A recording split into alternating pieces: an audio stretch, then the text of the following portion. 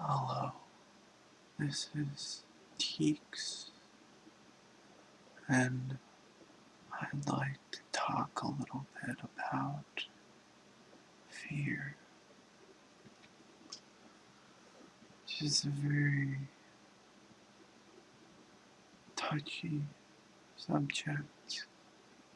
In one sense, everyone has the things that they fear,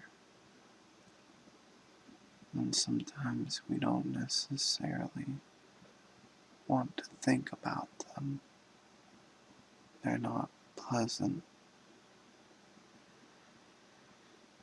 This video is going to be a bit of an exploration into fear, some theorizing, some thoughts based on my experiences. I'm not an expert on fear, but I'll tell you what my thoughts are on it. Fear is something that is closely linked to habit and awareness. There are fears, for example, throughout my life, I've had a lot of social anxiety or shyness.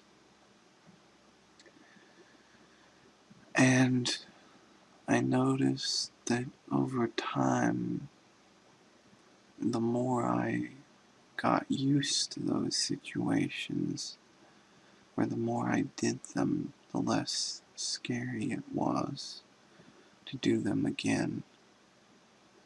But there are other fears I've had where I avoid them a lot. And to some extent, I've done this with social anxieties, avoiding certain types of social interaction because they're uncomfortable. And I think this can form a habit, which is to legitimize the fear and teach yourself that running from it is, or avoiding it is the right thing to do. And I think when you do this long enough, it can be very difficult to change and reverse the process, because it becomes so deeply ingrained in your mind that this really is something to be afraid of. I mean, they say, and by they I mean other people who have talked about fear, they say that one of the commonly recommended things with fear is to desensitize yourself, to expose yourself to it enough that it doesn't so much scare you anymore. But I think if you've already sort of formed a habit of avoiding a fear, this can be very difficult because you're trying to first convince yourself that it's okay to confront the fear at all. And then even if you get through it, you may remember the anxiety that you had while confronting it very starkly. And this is where distraction comes in, and awareness, because I've never known a person who is engaged. For example, someone who is fully engaged in a crisis, where they might otherwise be cowering in a corner, suddenly they are taking charge. There is no doubt in their mind. Everything is. They are just making the decisions they need to make, and not stopping to be afraid of the consequences. So I think fear is often something that plays with the idle mind. When you are distracted, it's difficult to be afraid because you aren't thinking about the things that scare you. Unless, for instance, if you really hate paper, you're very scared of paper for some reason. I don't know anyone who is afraid of paper, but suppose you are, and you end up trapped in a pit with paper. Even though you're probably going to be focused on fighting your way out, you may be quite anxious about being surrounded by all this paper. But if paper is not something you're surrounded by, if you're in a pit of something else trying to get out, but you think about paper a lot, you probably won't be thinking about it. And even in the case of the paper pit, you may find that because you're focused on getting out, the fear of the paper goes into the background more. It's less intensely felt. So I think that's the role of distraction and awareness as well.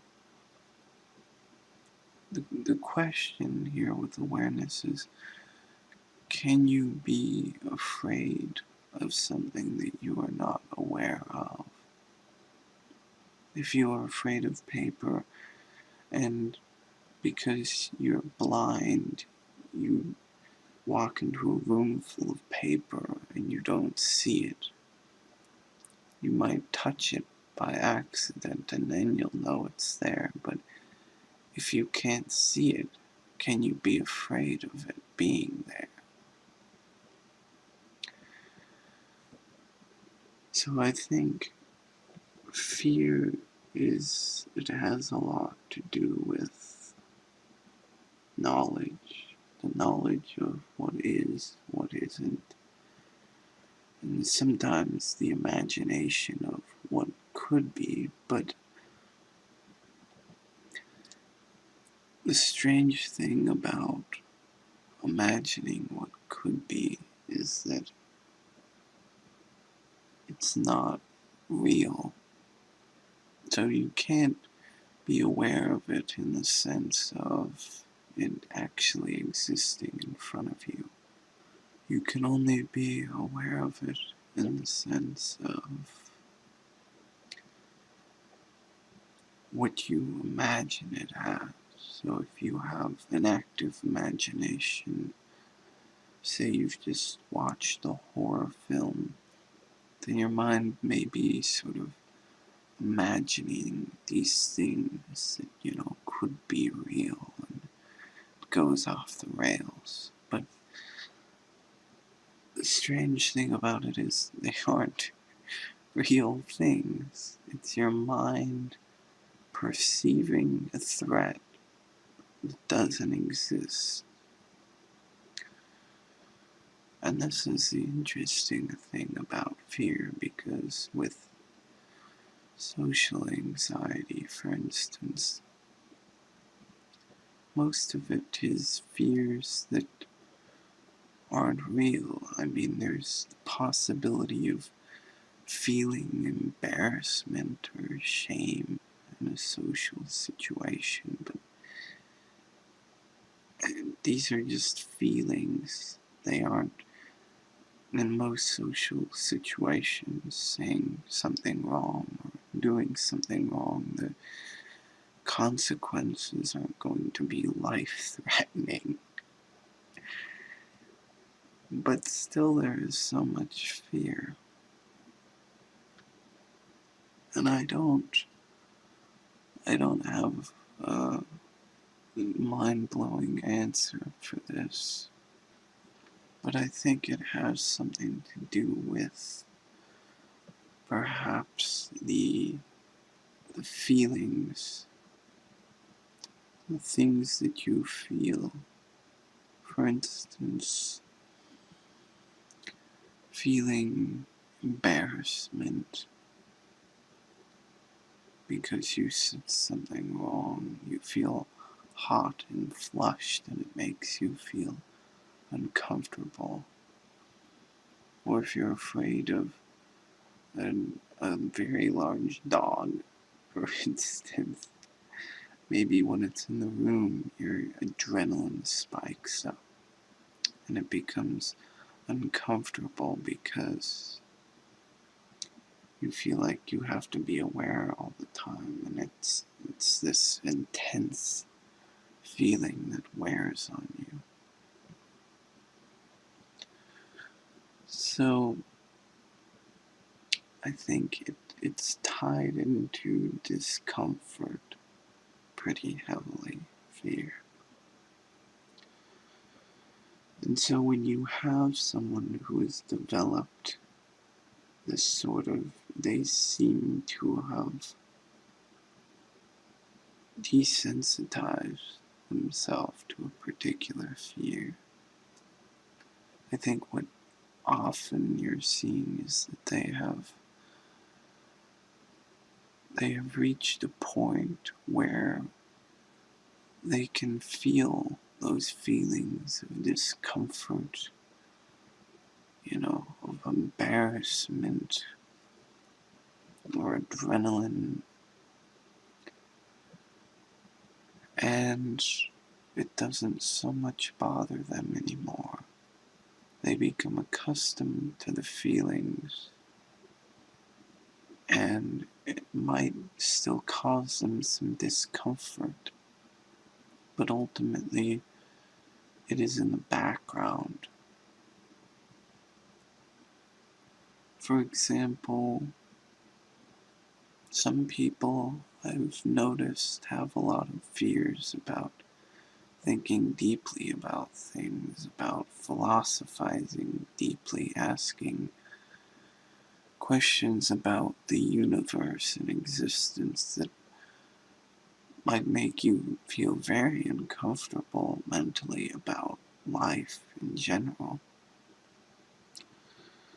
And I reached a point in my own life because I was motivated to explore deep questions where I could feel the discomfort, but I simply sort of pushed past it because exploring those questions was more important to me than the little discomfort that I felt.